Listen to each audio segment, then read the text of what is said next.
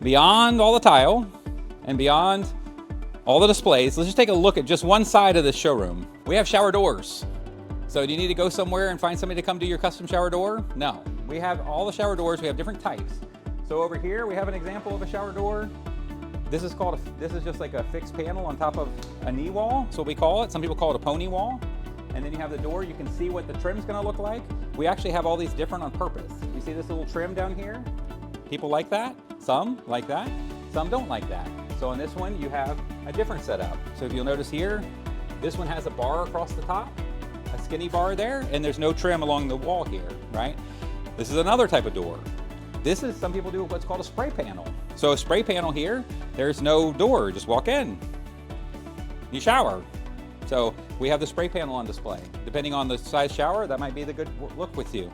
This is another type of door. This is sometimes called a box door or a stock door.